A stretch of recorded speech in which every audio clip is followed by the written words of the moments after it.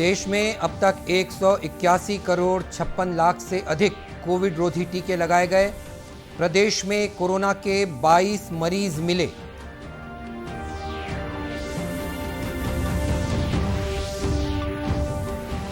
आज विश्व जल दिवस है। इस अवसर पर अनेक कार्यक्रमों का किया जा रहा है आयोजन।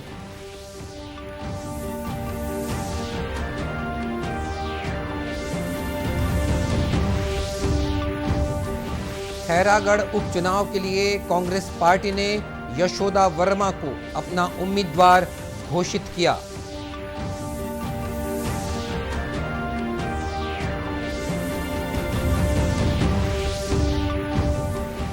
और बस्तर के घोटुलों से आए मांझी परिवार के सदस्यों ने मुख्यमंत्री से की मुलाकात।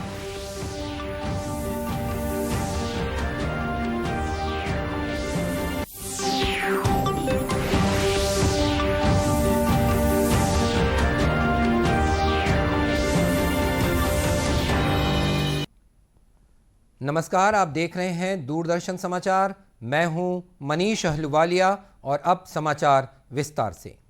राष्ट्रव्यापी टीकाकरण अभियान के तहत अब तक 181 करोड़ 56 लाख से अधिक कोविड रोधी टीके लगाए जा चुके हैं। स्वास्थ्य मंत्रालय ने बताया कि कल 30,58,000 से अधिक टीके लगाए गए।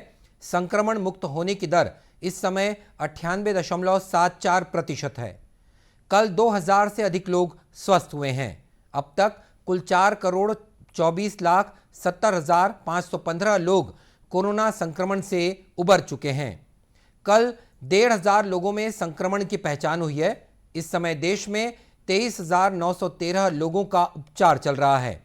अब तक 78 करोड़ 36 लाख से अधिक परीक्षण भी कराए जा चुके हैं। कल 5,68,000 नमूनों का परीक्षण किया गया। इधर छत्तीसगढ़ में कल कोरोना के 22 नए मरीज पाए गए। इस बीच 132 मरीजों का उपचार विभिन्न अस्पतालों और होम आइसोलेशन में चल रहा है। प्रदेश में औसत पॉजिटिविटी दर 0.16% है। वहीं प्रदेश के 19 जिलों में कोरोना का एक भी मरीज नहीं पाया गया है। प्रदेश में अब तक कुल 3 करोड़ 88 लाख 72 हजार से अधिक लोगों को कोरोना रोधी टीके लगाए जा चुके हैं। प्रदेश में कोविड रोधी टीकाकरण अभियान जोर शोर से चल रहा है। इसी कड़ी में धमतरी जिले में 12 से 14 साल तक के बच्चों को कार्बोवैक्स वैक्सीन लगाई जा रही है। इस बारे में डॉक्टर डी के तुर्रे ने बताया कि जिले में 80,995 बच्चे हैं। उन्होंने कहा कि सभी बच्चों को टीका लगाया जाएगा, इसीलिए पालक अपने बच्चों को टीका लगाने के लिए प्रेरित करें। नम्र अपील करता हूं कि यह वैक्सीन पूर्ण रूप से सुरक्षित है और यह बहुत ही कारगर और प्रभावी है। आपने देखा होगा कि जितने भी हमारे छोटे बच्चे हैं वो अगर पहले दूसरे और तीसरे लहर में काफ़ी संख्या में ये लोग भी पॉजिटिव आए हैं। और आपने देखा होगा कि अभी लगातार हमारे ज़िले में भी जितने लोगों ने वैक्सीन लगाया था उनमें जो है वो तीसरी लहर में लक्षण बहुत कम प्रकट हुए हैं और वो पूर्ण रूप से स्वस्थ रहे हैं और हमारे अस्पतालों में भर्ती मरीजों की संख्या लगभग नगण्य रही है। तो मेरा आपसे विनम्र अपील यही है कि अगर आप भी अपने इन छोटे बच्चों को अगर लगवाते हैं तो निश्चित रूप से उन्हें भी फायदा होगा और आने वाले समय में जो है ये बच्चे सुरक्षित रहेंगे। और टीका लगाने के बाद स्कूल के विद्यार्थियों ने बताया कि उन्होंने पहला डोज ले लिया है और 28 दिनों के बाद दूसरी डोज लगवाएंगे। मैं यहाँ टीका लगवाने आया हूँ, कोर्बेवैक्सीन। मैंने टीका लगवा लिया है। उम्मीद है आप भी लगवाएं और 28 दिन के बाद मैं फिर यहाँ आऊँगा टीकाकरण करवाने। उम्मीद है आप भी आएँ। आज मैं यहाँ पर सरकारी अस्पताल में मैं पहला डोज लगवाने आया था जिसका नाम है कोर्बेवैक्सीन। और ये भारत सरकार का एक बड़ा निर्णय है और भारत सरकार ने ये कहा है कि ये बहुत सुरक्षित टीका है और मेरी आप सभी से अपील है कि आप सभी भी ये टीका लगवाएं और सुरक्षित रहें। मैं आज फर्स्ट डोज कोविड कोर्बो वैक्सीन लगवाई हूँ। 28 दिन बाद मैं वापस दूसरा कोर्बो वैक्सीन लगवाने आऊँगी। उम्मीद है आप सब लोग भी बिना डरे यहाँ वैक्सीन लगवाने आएँ। कार्बो वैक्सीन लगवाने आई हूँ। मैं दूसरा डोज 28 दिन के बाद फिर से आऊँगी। ये भारत सरकार का कार्बो वैक्सीन है जो नुकसान नहीं करेगा। आप भी लगवाइए और मैं लगवा चुकी हूँ। टीका लगवाने वाले विद्यार्थियों ने यह भी कहा कि कोविड से बचाव के लिए ये टीके जरूरी हैं। उन्होंने सभी हम उम्र बच्चों से टीके लगवाने की अपील भी की है। आज विश्व जल दिवस है। ये दिवस स्वच्छ जल के महत्व और जल संसाधनों के कुशल और सतत प्रबंधन पर ध्यान केंद्रित करता है। साथ ही ये साफ और सुरक्षित पानी के अभाव में रह रहे 2 अरब 20 करोड़ लोगों की समस्याओं को रेखांकित भी करता है और वैश्विक जल संकट के समाधान के लिए ठोस कार्रवाई का आह्वान करता है।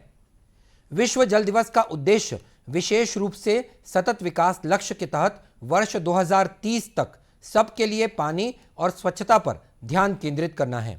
इस वर्ष का थीम है भूमिगत जल अदृश्य को दृष्टिगोचर बनाना। जल संरक्षण की दिशा में राष्ट्रीय प्रौद्योगिकी संस्थान रायपुर में अनेक कार्यक्रम किए जा रहे हैं, जिनमें आधुनिक लैब और एडवांस हाइड्रोलॉजिक इन्वेस्टिगेशन के जरिए वर्षा जल को अलग अलग प्रकार की मिट्टी के द्वारा परीक्षण किया जा रहा है, जिससे वर्षा जल संचयन का मापन किया जा सके। इस बारे में एनआईटी रायपुर के सह प्राध्यापक डॉक्टर इश्तियाक अहमद ने बताया कि आधुनिक लैब में परीक्षण किए जा रहे हैं। रिस्ट्रिक्शंस है, स्टूडेंट्स फिजिकली नहीं आ पा रहे हैं कॉलेज में, तो ये प्रोग्राम हम लोग ऑनलाइन करवा रहे हैं, जिसके माध्यम से हम लोग अवेयरनेस पैदा कर रहे हैं। और क्योंकि इस बार का थीम है आपका इनविजिबल को विजिबल करना, जो दिखता नहीं है उसको दिखाई देना। और नॉट ओनली मतलब ग्राउंड वाटर की बात कर रहे हैं इसमें हम, जो थीम है यूएन वर्ल्ड वाटर डे का वो बेसिकली रिलेटेड है ग्राउंड वाटर से, बट हमारा ये सोचना है कि जो दिखता नहीं है, यानी कि अगर हम लोग कहीं जा रहे हैं आसपास, एक आम आदमी की बात करूं, जा रहे हैं तो बहुत सारा पानी वेस्टेज होता है वो दिखता है, तो वो भी दिखाई नहीं देता एक्चुअली लोगों को। तो ना केवल सरफेस वाटर बल्कि जो ग्राउंड वाटर है दोनों को ही हमको विजिबल कराना है और अवेयरनेस पैदा करना है। तो उल्लेखनीय है कि प्रधानमंत्री के आह्वान पर catch the rain where it falls when it falls का पालन करते हुए एनआईटी की लैब में आधुनिक मशीनों के जरिए तकनीकी रूप से परीक्षण किया जा रहा है। इसके अलावा केंद्र सरकार की उन्नत भारत योजना के तहत धरसीमा विकासखंड के 5 गांवों में जल संरक्षण और दूसरे विकास कार्यों की दिशा में भी काम किया जा रहा है। खैरागढ़ उपचुनाव के लिए कांग्रेस पार्टी ने यशोदा वर्मा को अपना उम्मीदवार घोषित किया है। यशोदा वर्मा जिला पंचायत राजनांदगांव की सदस्य रह चुकी हैं। वे वर्तमान में ब्लॉक कांग्रेस के अध्यक्ष हैं।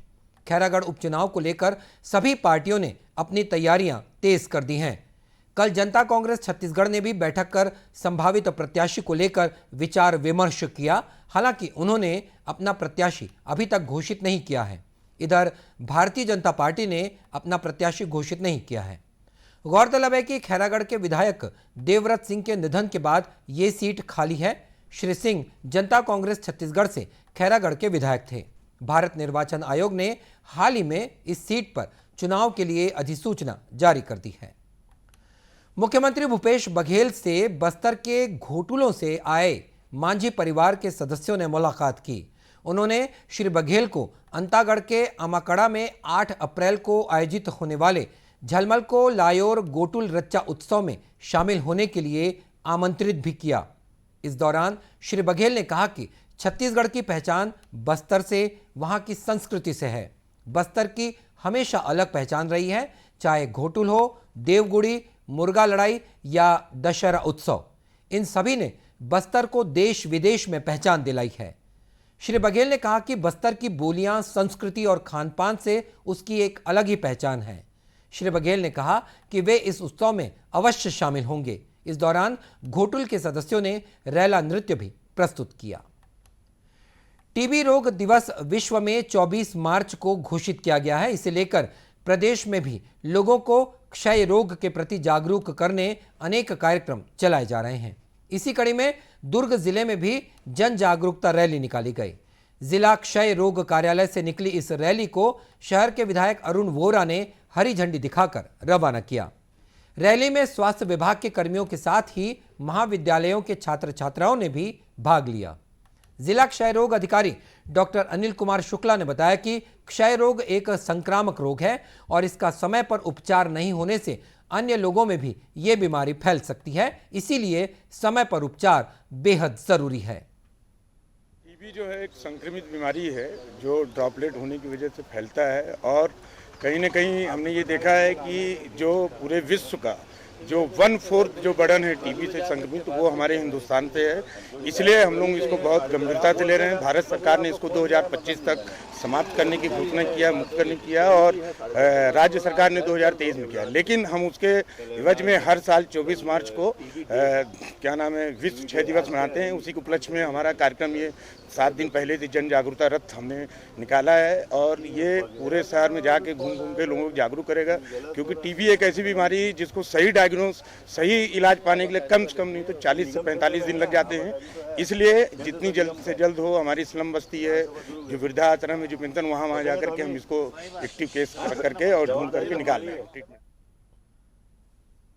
वहीं विधायक अरुण वोरा ने भी लोगों से टीबी का समय पर उपचार कराने की अपील की और बताया कि राज्य सरकार विभिन्न रोगों के इलाज के लिए हर संभव मदद भी कर रही है। स्वास्थ्य के प्रति पूरी तरीके से चिंतित है, जागरूक है और इसके लिए उन्होंने सारी सुविधाएं समय समय पर विभिन्न बीमारियों के लिए उपलब्ध कराई है। आज जो यात्रा निकल रही है टीबी उन्मूलन के लिए, ये जागरण यात्रा है। इसमें हमारे बहुत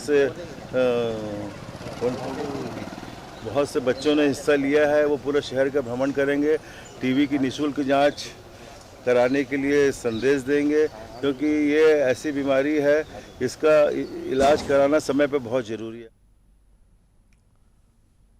और इस कार्यक्रम में शामिल कॉलेज के विद्यार्थियों ने टीबी जागरूकता को लेकर एक नुक्कड़ नाटक का प्रदर्शन भी किया। आज़ादी के लिए भारत का शानदार संघर्ष आधुनिक विश्व के महानतम संघर्षों में से एक है। दूरदर्शन समाचार इतिहास की धारा बदलने वालों की झलक रोजाना आपके लिए लेकर आ रहा है। आज की इस कड़ी में हम बात कर रहे हैं स्वाधीनता सेनानी मास्टरदा सूर्यसेन के बारे में।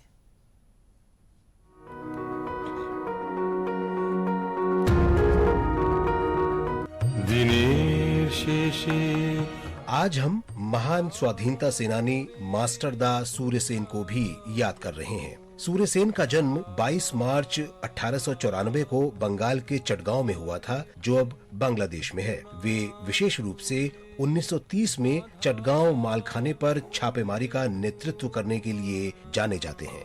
सूर्यसेन समाज में प्रचलित संकीर्ण विचारों से परे थे। उन्होंने अपनी रेवोल्यूशनरी आर्मी में महिलाओं को प्रमुख स्थान दिया था।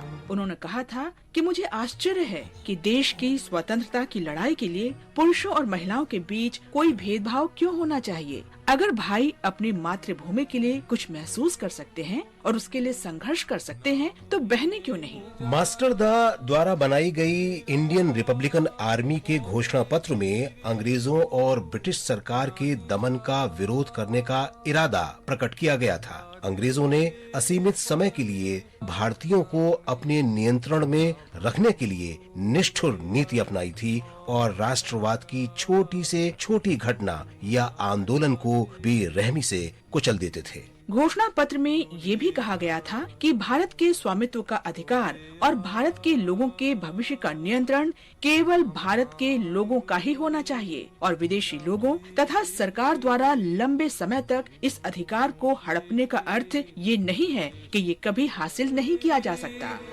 क्रांतिकारी आंदोलन का सफल नेतृत्व करने के बाद सूर्यसेन को आखिरकार अंग्रेजों ने गिरफ्तार कर लिया। उन्हें चटगांव जिला कारागार में 12 जनवरी 1934 को फांसी दे दी गई। कहा जाता है कि उनके पार्थिव शरीर को जहाज के बॉयलर में जला दिया गया। महान शहीद को शत शत नमन।